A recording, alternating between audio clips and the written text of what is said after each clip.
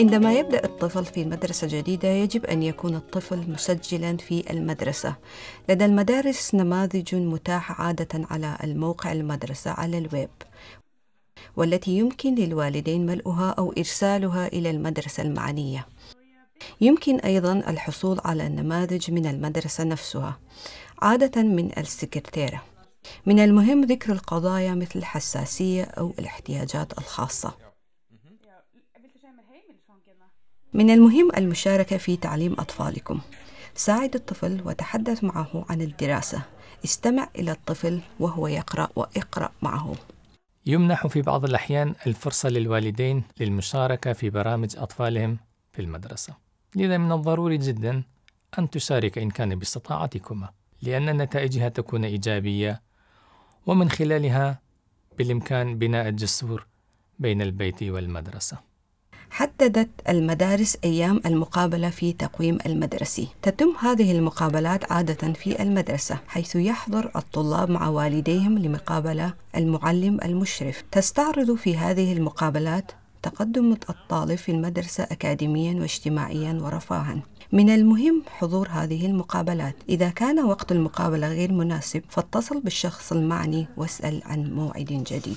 إذا كان هناك سبب لاستشارة المعلم المشرف خارج المقابلات التقليدية مع الوالدين، فمن المهم الاتصال بهم على الفور، ولا تنتظر إذا كانت هناك مسألة مهمة. يمكنك دائما الاتصال بالمدرسة عبر الهاتف أو البريد الإلكتروني. هناك أمور يمكن التعامل معها بهذه الطريقة، بينما يتطلب البعض الآخر لاجتماعات. بإمكان الوالدين طلب اجتماعات خارج أوقات الاجتماعات الوالدين التقليدية. يتمثل الدور الرئيسي للمعلم المشرف في أن يكون مؤتمناً. يمكن للطلاب اللجوء إليه في مشاكل تتعلق بدراستهم ومدرستهم وأشياء أخرى. إنه يحل المشاكل الصغيرة بنفسه، ولكنه يطلب المشورة من الآخرين أو يضعها في المسار الصحيح. وهو المتحدث باسم الطالب لإدارة المدرسة والمعلمين الآخرين ومجلس حماية الطلاب.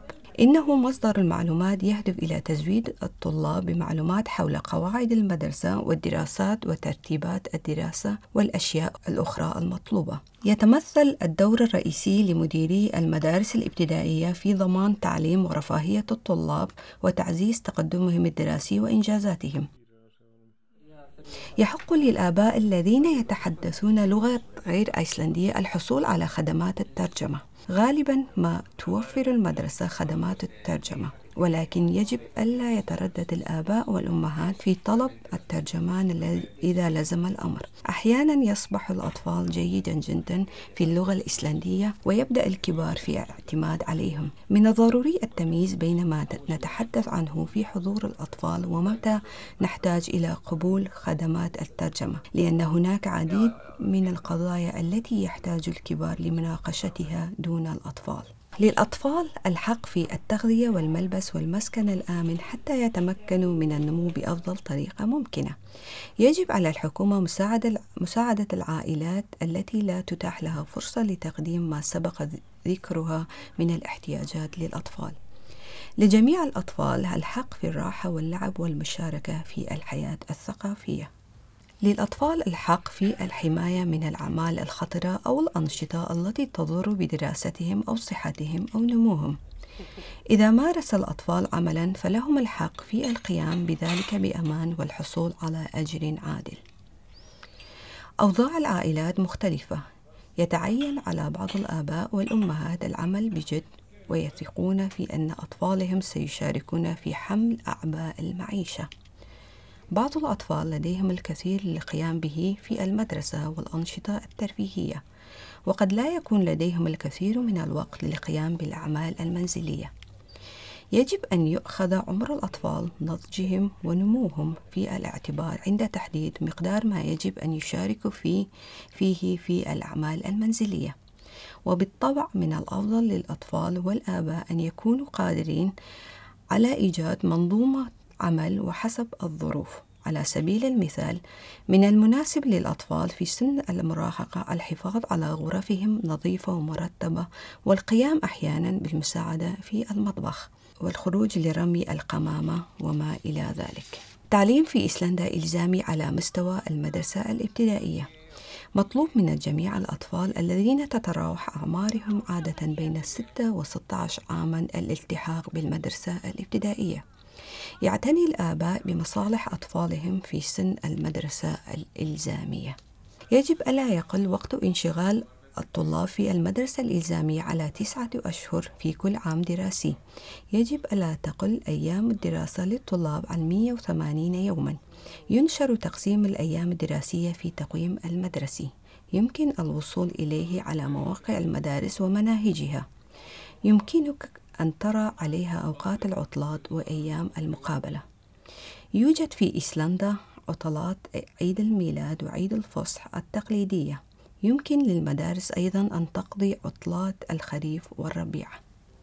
إذا كان الطلاب مرضى يجب الاتصال بالمدرسة. يمكنك الاتصال أو كتابة بريد الإلكتروني أو تسجيل مرضى في منتر. إذا أراد الآباء أن يحصل أطفالهم على إذن من المدرسة لمدة يوم أو يومين فيكفي أن تطلب من المعلم المشرف ذلك. من ناحية أخرى إذا تم طلب التصريح أطول من يومين فيجب تقديمه من إدارة المدرسة. الإجازة من المدرسة هي مسؤولية الوالدين، وعليهم التأكد من أن الطالب يعوض ما قد يفوته من دراسته أثناء الإجازة.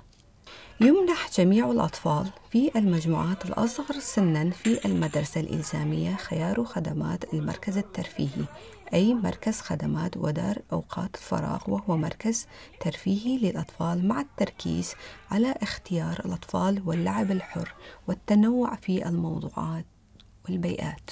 التعليم يجب أن يساعد الأطفال على تعلم تنمية تقديرهم لذاتهم، قدراتهم ومهاراتهم. يجب أن تعلمهم الإصرار على حقوقهم واحترام حقوق الآخرين وثقافتهم وتنوعهم، وكذلك التعلم على العيش بسلام وحماية الطبيعة. التعليم حق لكل طفل، لذا يجب علينا أن نشجع أطفالنا للحصول على التعليم.